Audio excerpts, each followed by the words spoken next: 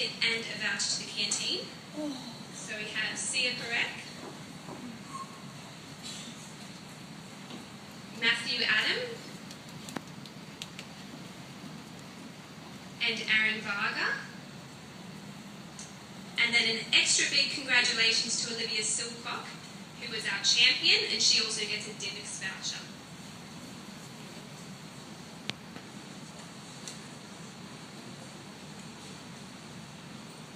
Let's give them a hand.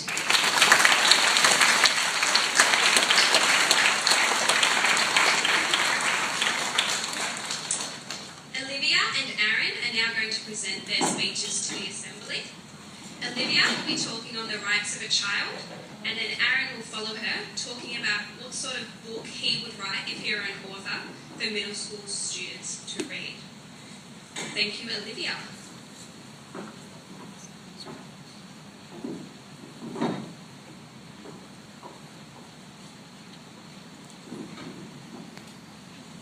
Shot in the head for going to school.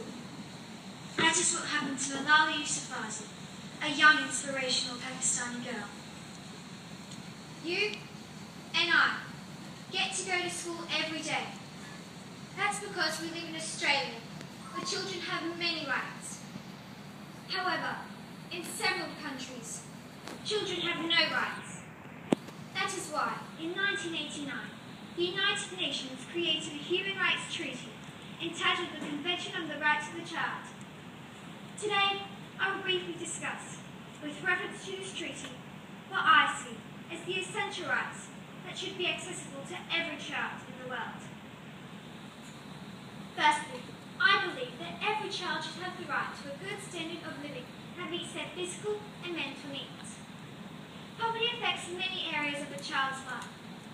Impoverished areas face increased danger of experiencing violence from armed conflict, as well as lack of education and healthcare. Secondly, I believe that every child should have the right to access an appropriate health service. Nearly 11 million children die each year before their 5th birthday from readily preventable diseases.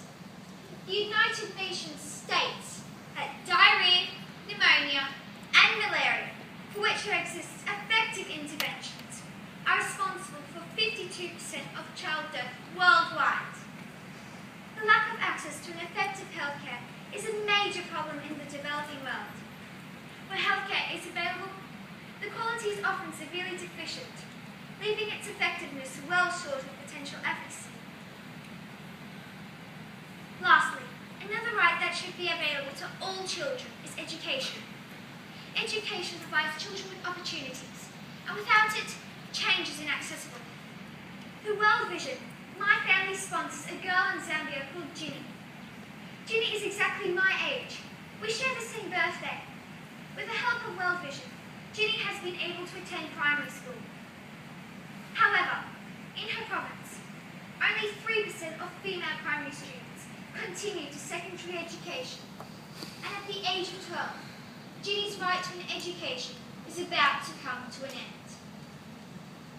Unfortunately, many obstacles lie in the way of children receiving their basic human rights.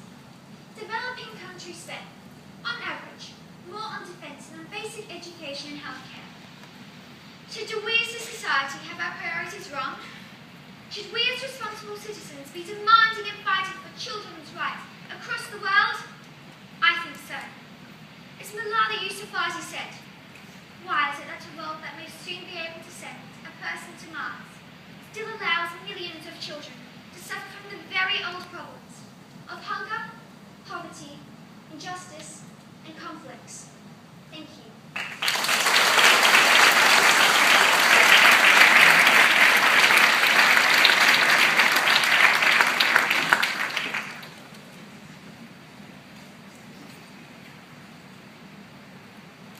During the holidays, I started reading a series of books called Middle School, and it got me thinking.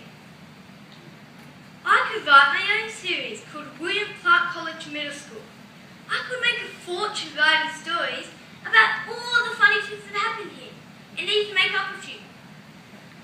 One of the books could be called Mr. Wong's Detention Challenge.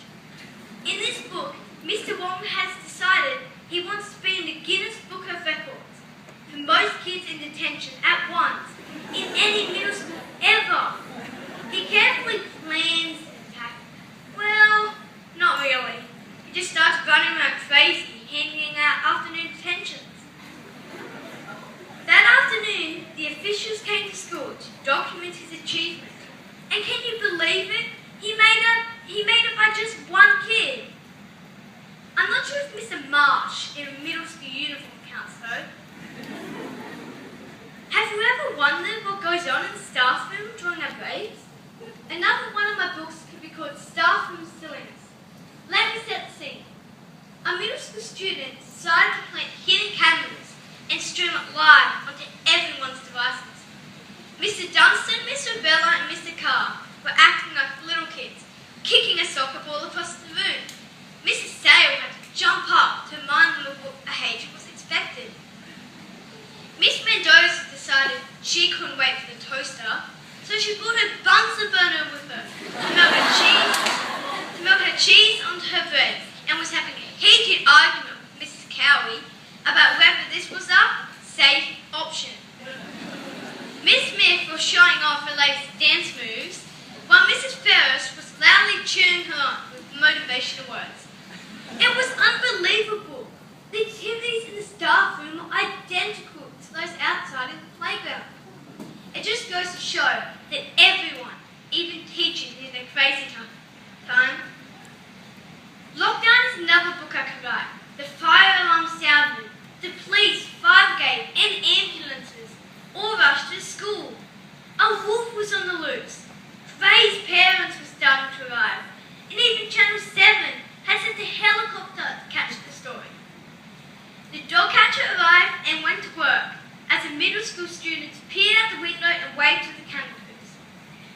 Imagine how embarrassed Mr. Raphael was to find out that this wild beast was in fact a Year 8 kid dressed in a Warren Wolf mascot outfit. He wanted to cut class and hid in the outfit. I have heaps of other ideas. I guess you all probably have some really good ones too. Now just remember that I thought of this idea and will happily accept 20% royalty. Should you ever publish WCC Middle School? Thank you.